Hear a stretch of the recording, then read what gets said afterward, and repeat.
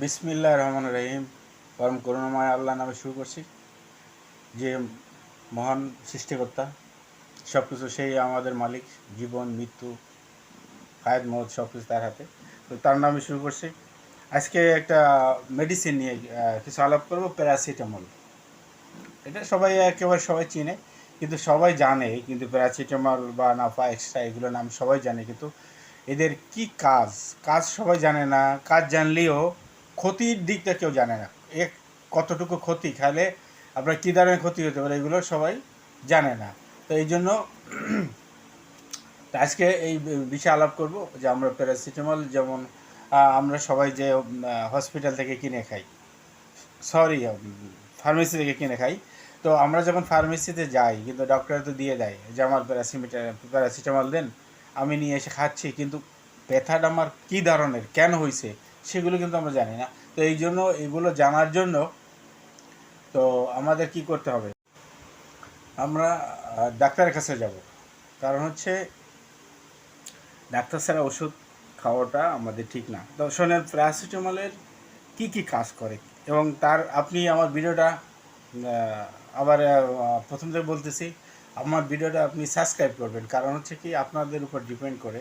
আপনারা যদি সাবস্ক্রাইব করেন তাহলে আমার ভিডিওটা আরও মানুষই দেখতে পারবে, অন্যর কাছে পৌঁছে যাবে। যদি আপনি কমেন্ট করেন, মানে আপনি একটা ব্যাড কমেন্ট করেন, কিছু না হলে একটু কিছু লিখে যান যে তোমার ভিডিও ভালো হয়নি, তুমি এই কথা বলতে পারো না, তোমার এইটা ভালো না, কিছু ব্যাড কমেন্টটা করে যান। অন্তত সাবস্ক্রাইব না করলে ব্যাড কমেন্টটা করে যান। আর যদি ভালো লাগে সাবস্ক্রাইবটা করে যান। এটা হচ্ছে আমার কাছে অনুরোধ। যদি করেন, আমি প্রত্যেকটা মানে একদিন বাদে হয়তো, আমি একটা চাকরি জব করি, এই জবের কারণে আমি হয়তো সময় পাই না। তো আপনার প্রতিদিন একটা করে ভিডিও আমি আপনাকে দেবো ইনশাল্লাহ, সব মেডিসিনের উপরে। কারণ আপনি যদি মেডিসিন সম্পর্কে অভিজ্ঞতা থাকে, তাহলে আপনার ডক্টরের কাছে ভুলও যদি আপনার একটা ওষুধ দেয়, আপনি সেটা বুঝে খেতে পারবেন। খাওয়ার ডোজ নিয়মটা কি সেও যদি আপনি জানেন, তাহলে আপনি খেতে পারবেন।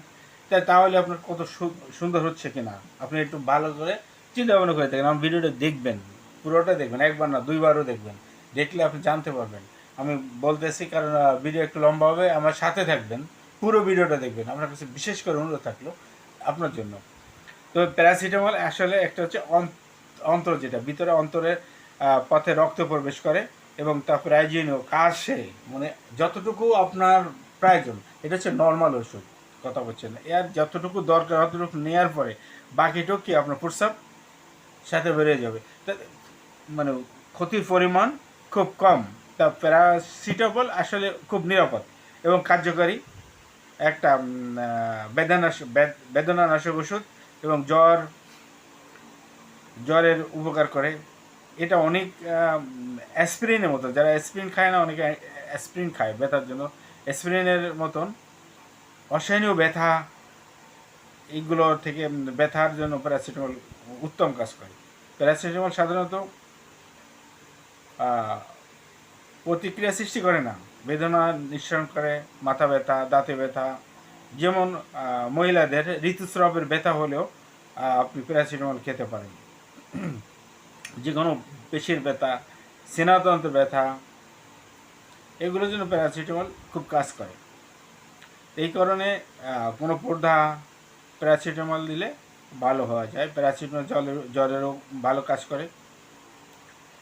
তো অ্যাকচুয়ালি অ্যাসপিরিনের মতন কাজ করে। তো এগুলো পাকস্থলে যে মানে আপনার প্রদাহ সৃষ্টি করে না প্যারাসিটামল।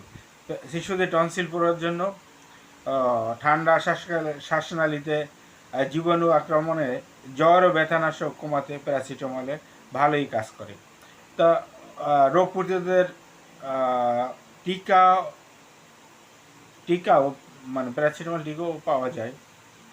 তো যদি আপনি ট্যাবলেট খেতে পারেন, টিকা কেন নেবেন, মানে ইঞ্জেকশন কেন নেবেন? ঠিক আছে। তো এই জন্য, আর বাচ্চাদের জন্য প্যারাসিটামল সিরাপ, ছোটো বাচ্চারা প্রায় আপনার ট্যাবলেট খেতে পারবে না, তাদের জন্য সিরাপ।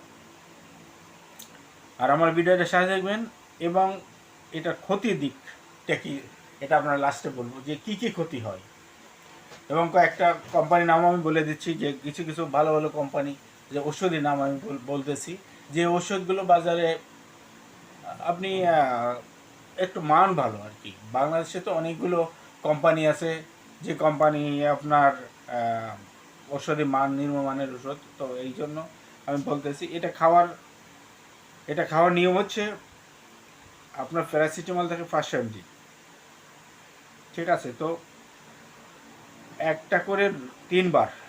আর যদি অতিরিক্ত কোনো ব্যথা বা জ্বর মাত্রা বেশি থাকে 4 টাইম খাওয়া যেতে পারে, এভরি 4 ঘন্টা অন্তর অন্তর।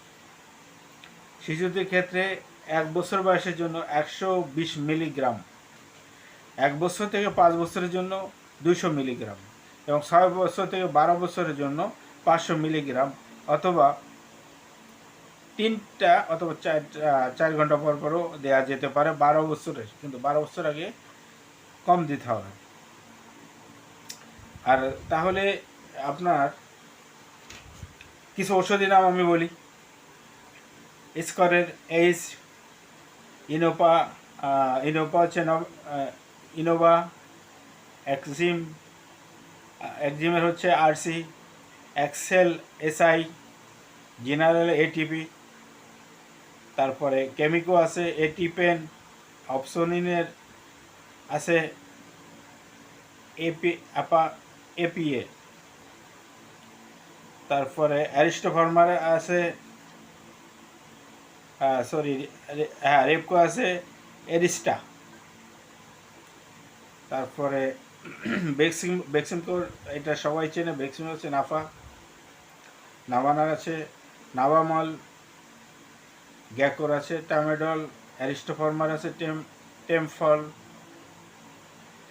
অ্যাসকেপের আছে টামেন,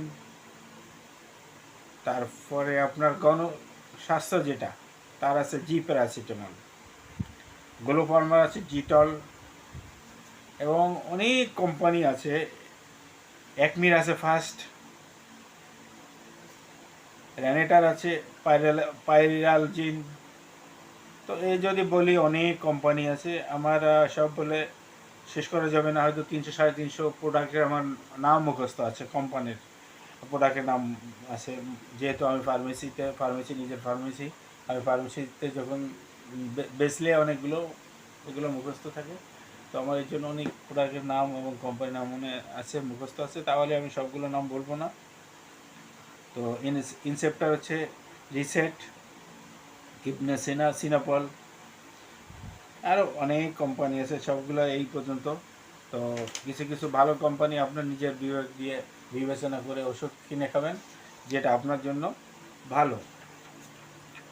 তো এখানে প্যারাসিটামলের যে পার্শ্ব প্রতিক্রিয়া, যেটা মানে আপনার সতর্কতা থাকা দরকার। প্যারাসিটামল আসলে পার্শ্ব প্রতিক্রিয়া তেমন একটা গুরুত্ব নয়, যদিও কিছু কিছু ক্ষেত্রে রক্তে প্রয়োজনীয় উপাদানগুলো অভাব সৃষ্টি, অথবা কিছু কিছু ক্ষেত্রে কিছু কিছু লোকের ক্ষেত্রে, মানে কি সবার বেলায় একই না, অনেক আছে দেখেন প্যারাসিটামল খেয়ে যাচ্ছে সমস্যা হচ্ছে না, আর কের হচ্ছে। কারণ কি সবার শরীর একরকম না, সবার সব ওষুধে ধরেও না, তাই না? এই যে দেখেন কেউ এসে এক এক কোম্পানির ওষুধ চায়, বলে যে আমার এই কোম্পানির ওষুধ দাও, তার মানে কি জানেন? তার ওই ওষুধ খেয়ে কাজ করে তার, তো সেই জন্য সে ওষুধগুলো সে চাচ্ছে। এই কারণে এক এক কোম্পানির ওষুধ এক একজনের ভালো কাজ করে, আর সবাই শরীর এক না, একরকমও না। তো এই জন্য সবাই জন্য যে আপনার ক্ষতি হবে তা না, কের হবে না, ঠিক আছে? তো কি কি সমস্যা হতে পারে দেখেন, একেবারে এটা তো আসলে একেবারে নর্মাল ওষুধ প্যারাসিটামল, যেটা যেমন চর্মরোগ দেখা দিতে পারে, ত্বকে ফুসকা দেখা দিতে পারে, তারপরে অনুমোদিত চেয়ে বেশি অধিক প্রয়োগ করলে, যেমন আপনার 4টে খেতে পারেন, আপনি যদি 6টা বা বেশি খান,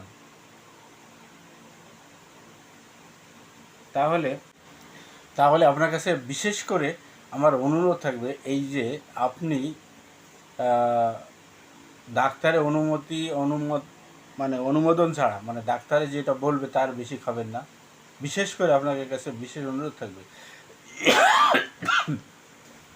আমার একটু ঠান্ডা লাগছে, এই জন্য একটু কিরম কাশি কাশি। তো যাই হোক, আপনি যখন ওষুধ খাবেন, ডাক্তারে আপনাকে যে নিয়মে আপনাকে ওষুধ খেতে বলবে আপনি সেই নিয়মে ওষুধ খাবেন। কারণ আপনার ডাক্তারের অনুমোদিত বা তার যেটা নিয়ম ছাড়া আপনি নিজের ইচ্ছা মতন ওষুধ খাবেন না, তাহলে আপনার বিপদে পড়বেন এবং বিপদে পড়ার সম্ভাবনা বেশি থাকে। যেমন ওই যে বললাম, আপনার অতিরিক্ত ওষুধ খেলে বমি হতে পারে,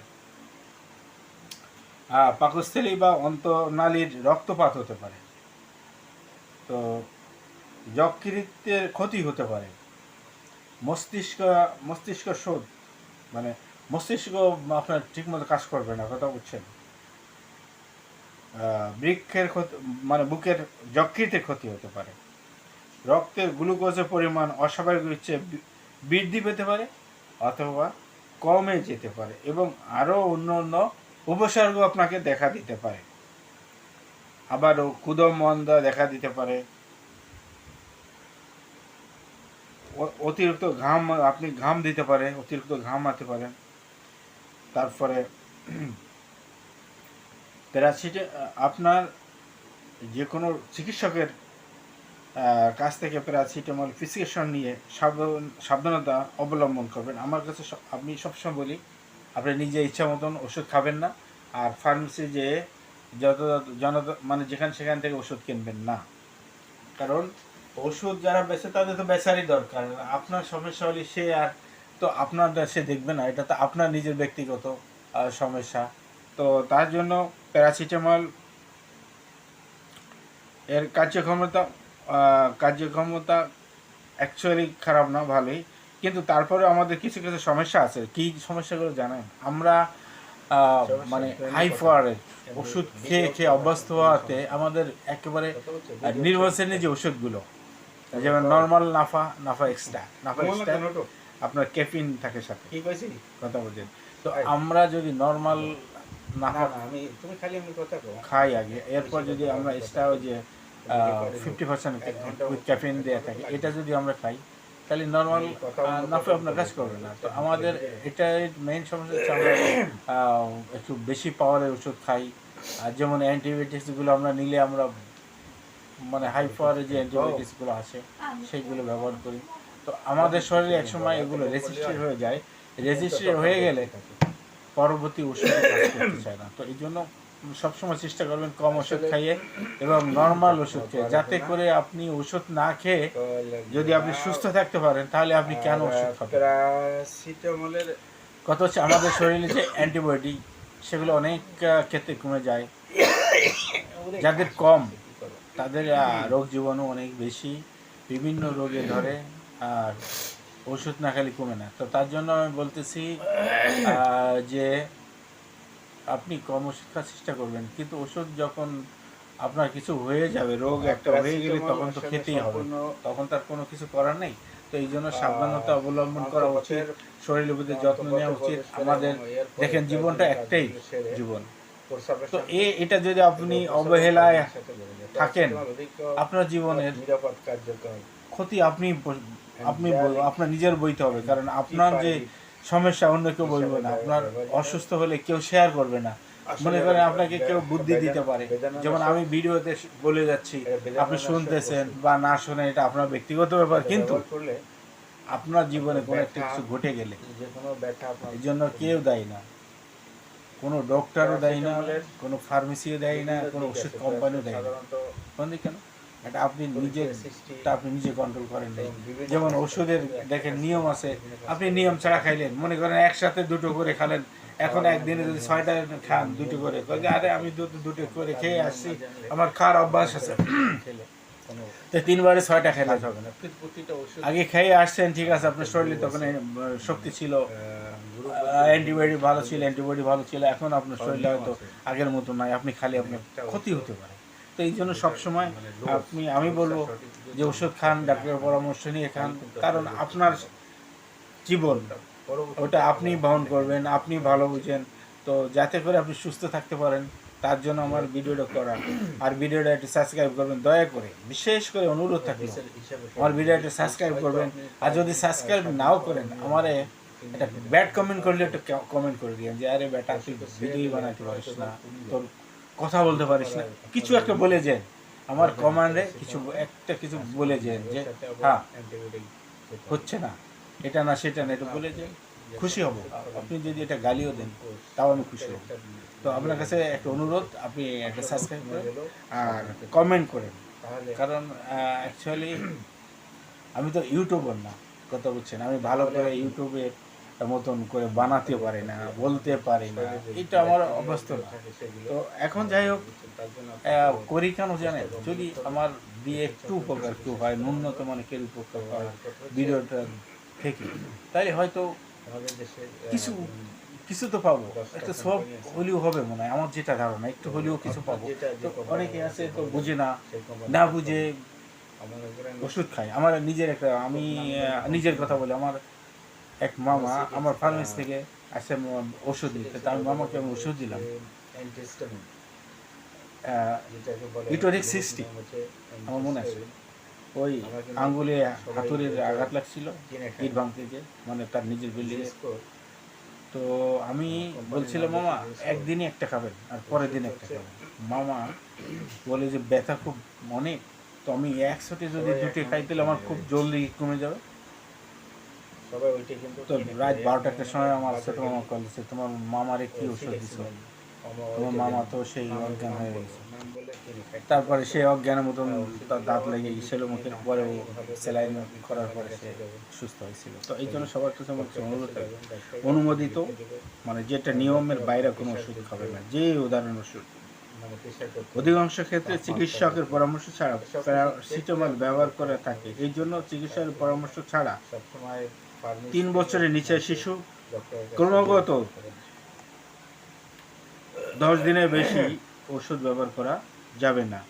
অনেকে কন্টিনিউ ওষুধ খেয়ে যাচ্ছেন, ব্যথা কমছে না, খেলে কমে আবার হয়, কিন্তু খেয়ে যাচ্ছেন, 10 দিনের বেশি কন্টিনিউ খাবেন না। আর অনুমোদিত পরিমাণের অধিক প্যারাসিটামল বিষক্রিয়া সৃষ্টি হতে পারে শরীরে, শ্বাসকষ্ট হতে পারে, পাকস্থলীর ক্ষমতা আছে, সেগুলো আপনাকে বলতেছি, পাকস্থলীর ক্ষতি হতে পারে। ওষুধগুলো ঠিকমতো খাবেন। প্যারাসিটামল পরিমাণ জেনে সঠিক ব্যবস্থা গ্রহণ করা উচিত। তবে রোগী যদি বুঝবেন না যে আপনার 7.0 গ্রাম বা তার অধিক পরিমাণে প্যারাসিটামল খেয়ে থাকেন, তখন 10 ঘন্টা অতিবাহিত হওয়ার পরে পূর্বে 10 ঘন্টা মানে আপনার যদি কোনো পার্শ্বপ্রতিক্রিয়া দেখা দেয়, সাইড এফেক্ট দেখা দেয়, তাহলে 10 ঘন্টা অতিবাহিত হওয়ার পর্যন্ত তাকে মনে করেন কিছু চিকিৎসা দেওয়া যাবে, ইনফিউশন হিসাবে 15 মিনিট ধরে দেওয়া যেতে পারে, এবং 4 ঘন্টা ধরে 50 মিলি প্রতি গ্রাম হিসাবে, এবং শেষে 16 ঘন্টা ধরে 100 মিলি হিসাবে কিলোগ্রাম হিসাবে দেওয়া যেতে পারে। বিকল্প হিসাবে মিথলিন 2.5 গ্রাম প্রতি 4 ঘন্টা পর পর রোগীকে খাওয়ানো যেতে পারে যদি তার কোনো সাইড এফেক্ট দেখা দেয়। তবে আজকে এই পর্যন্ত, আবার কথা হবে। ভালো থাকবেন, সুস্থ থাকবেন। পরবর্তী ভিডিও আবার দেখাবে, নেক্সট যে ভিডিও ইনশাআল্লাহ আবার একটা মেডিসিনের উপর ভিডিও দিব। আপনারা সুস্থ থাকবেন, আপনাদের সবার মঙ্গল কামনা করে আজকে এই পর্যন্ত, খোদা হাফেজ। তবে আবারও বলতেছি, মনে করে সাবস্ক্রাইব করবেন, না হতে একটা কমেন্ট করেন দয়া করে।